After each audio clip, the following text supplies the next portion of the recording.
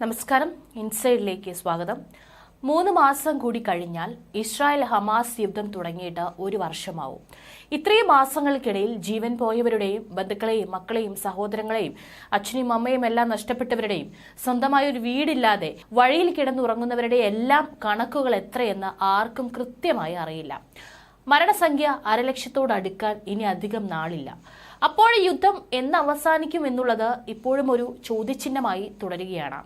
അതിനിടയിലാണ് ചെറിയ സമാധാനം തരുന്ന വാർത്ത എത്തിയത്. കഴിഞ്ഞ ദിവസം പലസ്തീനിലെ ഗാസയിൽ നടക്കുന്ന മനുഷ്യകുരുതിക്ക് അറുതി വന്നേക്കുമെന്നുള്ള ചില സൂചനകളാണ് ഖത്തറിൽ നടന്നിട്ടുള്ള ചർച്ചയിൽ നിന്ന് ലഭിക്കുന്നത്. സമാധാന ശ്രമങ്ങൾ ഫലം കാണുന്നുവെന്നാണ് സൂചന. ഹമാസും ഇസ്രായേലും തമ്മിലുള്ള സമാധാന കരാർ വൈകാതെ നിലവിൽ വരുമെന്നാണ് വിവരം. പക്ഷേ കഴിഞ്ഞ ദിവസമാണ് ചർച്ച നടന്നത്. അതിനുശേഷം പിന്നാലെ മറ്റൊരു ഞെട്ടിക്കുന്ന ബ്രേക്കിംഗ് ന്യൂസ് വരികയാണ്. അതായത് ഗാസ സിറ്റിയിൽ ഇസ്രായേൽ നടത്തിയ വ്യോമാക്രമണത്തിൽ പലസ്തീൻ എൻക്ലേവിൽ ഹമാസ് നിയമിച്ച തൊഴിൽ ഡെപ്യൂട്ടി മന്ത്രി ഇഹാബ് അൽ ഗുസൈനും കൊല്ലപ്പെട്ടതായിട്ടാണ് ചില അന്താരാഷ്ട്ര മാധ്യമങ്ങൾ റിപ്പോർട്ട് ചെയ്തിരിക്കുന്നത്. പലസ്തീൻ യുദ്ധത്തിൽ ആദ്യമായിട്ടാണ് ഒരു മന്ത്രിയെ കൊലപ്പെടുത്തിയെന്നുള്ള വാർത്തകൾ ഇപ്പോൾ പുറത്തുവരുന്നത്. പലസ്തീൻ മന്ത്രി ഇഹാബ് അൽ ഗുസൈനെയാണ് കൊലപ്പെടുത്തിയിരിക്കുന്നത്. ലോകമാകെ ഇപ്പോൾ വൈറലായ ഒരു വാർത്തയാണ്.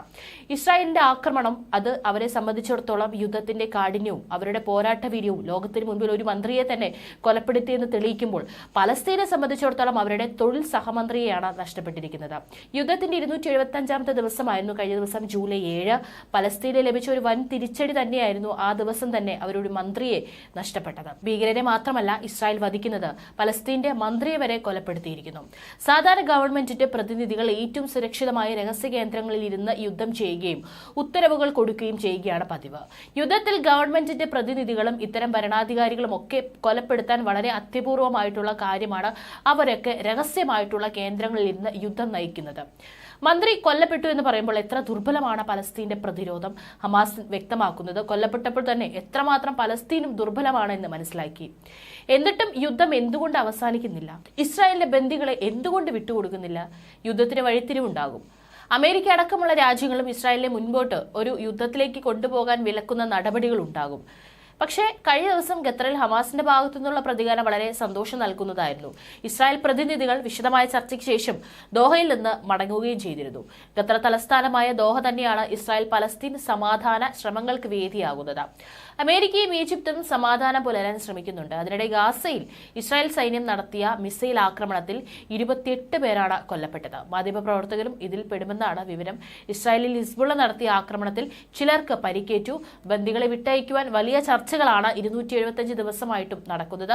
അവരുടെ രാജ്യത്ത് കയറി പിടിച്ചുകൊണ്ടുപോയി അവരുടെ പൗരന്മാരെ വിട്ടുകൊടുക്കണമെന്ന് പറയുമ്പോൾ 275 ദിവസവും കുത്തിയിരുന്ന ഇത്തരത്തിൽ ഏറ്റവും വലിയ പ്രവൃത്തിയും ഭീകരാക്രമണം നടത്തുമ്പോഴാണ് യുദ്ധം അവസാനിക്കാത്തത്. ഹമാസിനെ സംബന്ധിച്ചിടത്തോളം അവരുടെ രാജ്യത്ത് നിന്ന് പിന്മാറി സമാധാനപൂർണമായിട്ടുള്ള ഒരു നാളുകൾ അവർക്ക് വേണം. ഇനിയൊരു യുദ്ധം ഇസ്രായേൽ അധിനിവേശം ഉണ്ടാവുകയില്ല എന്നാണ് ന്യായം. അത് അംഗീകരിക്കുകയില്ല.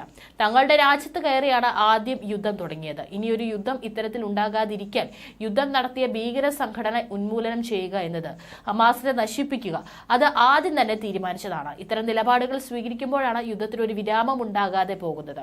ഏതായാലും ഇസ്രായേൽ പറഞ്ഞ പോലെ തന്നെ ഹമാസിനെ പൂർണ്ണമായും ഭൂമിയിൽ നിന്ന് തുടച്ചു നീക്കാതെ യുദ്ധത്തിന് പിൻപോട്ടില്ല എന്ന് തന്നെയാണ് ഇപ്പോഴും ഉറച്ചു നിൽക്കുന്നത്. അതേസമയം ഖത്തറിൽ നിന്നുള്ള ഏറ്റവും പുതിയ വിവരങ്ങൾ ഇപ്രകാരമാണ്. അമേരിക്കൻ പ്രസിഡന്റ് ജോ ബൈഡൻ പ്രഖ്യാപിച്ച സമാധാന നിർദ്ദേശങ്ങൾ അടിസ്ഥാനമാക്കിയാണ് ചർച്ചകളെല്ലാം തന്നെ ഇതുവരെയായിട്ടും പുരോഗമിച്ചുകൊണ്ടിരിക്കുന്നത്. നിർദ്ദേശങ്ങളോട് ഹമാസ് അനുകൂലമായിട്ടാണ് കഴിഞ്ഞ ദിവസം ഖത്തറിൽ പ്രതികരിച്ചത്.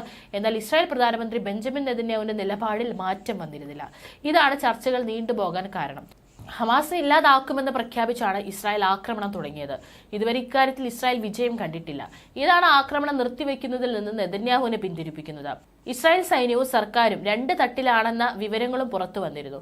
മാത്രമല്ല ബന്ദികളെ മോചിപ്പിക്കണമെന്ന് ആവശ്യപ്പെട്ട് സർക്കാരിനെതിരെ പ്രതിഷേധം ശക്തമായതും നെതന്യാഹുവിനെ സമ്മർദ്ദത്തിലാക്കുന്നു. ഇസ്രായേലിന്റെ പ്രതികരണം അറിയാൻ കാത്തിരിക്കുകയാണ് എന്നാണ് ഹമാസിന്റെ 2 നേതാക്കളെ ഉദ്ധരിച്ച് റോയിട്ടേഴ്സ് റിപ്പോർട്ട് ചെയ്തത്. ഇസ്രായേൽ വെടിനിർത്തൽ പ്രഖ്യാപിച്ചാൽ മാത്രമേ തങ്ങൾ യുദ്ധം നിർത്തുകയുള്ളൂ എന്ന നിബന്ധനയിൽ അയവ് വരുത്താൻ ഹമാസ് തയ്യാറായിട്ടുണ്ടെന്നാണ് പുതിയ വിവരം. ഖത്തറിനെയാണ് ഹമാസ് തങ്ങളുടെ നിലപാട് അറിയിച്ചിട്ടുള്ളത്. ഹമാസിന്റെ തടവിലുള്ള ഇസ്രായേൽ പൗരന്മാരെ വെടിനിർത്തലിന്റെ ഭാഗമായി വിട്ടയച്ചേക്കും. ഇസ്രായേൽ ചാരസംഘടനയായ മൊസാദിന്റെ മേധാവിയും ഉന്നത ഉദ്യോഗസ്ഥരുമാണ് ദോഹയിൽ എത്തിയിരിക്കുന്നത്. ഹമാസുമായി പരോക്ഷ ചർച്ചയാണ് നടത്തിയത്. വിശദമായ ചർച്ചയ്ക്ക് ശേഷം ഇവർ ടെൽ-അവീവിലേക്ക് മടങ്ങി. ചർച്ചയുടെ ഉള്ളടക്കം നെതന്യാഹുവിനെ അറിയിക്കും. ശേഷമായിരിക്കും അന്തിമ തീരുമാനമുണ്ടാകുക. 3 ഘട്ടങ്ങളായിട്ടാണ് വെടിനിർത്തൽ പൂർണ്ണമായി നിലവിൽ വരിക. ഒരാഴ്ചയ്ക്കുള്ളിൽ തീരുമാനമെടുക്കുമെന്ന് നെതന്യാഹു പറഞ്ഞു. വെടിനിർത്തൽ സംബന്ധിച്ച പ്രഖ്യാപനം ഖത്തറിൽ നടക്കുമെന്നാണ് വിവരം. അതേസമയം ടെൽ-അവീവ് ജെറുസലേം ഹൈവേ പ്രതിഷേധക്കാർ ഉപരോധിച്ചു. യുദ്ധം നിർത്തണമെന്നും ബന്ദികളെ മോചിപ്പിക്കണമെന്നാണ് ഇവരുടെ ആവശ്യം. പുതിയ തെരഞ്ഞെടുപ്പ് നടത്തണമെന്ന ആവശ്യവും ഇസ്രായേലിലെ പ്രതിഷേധക്കാർ മുന്നോട്ട് വയ്ക്കുന്നു.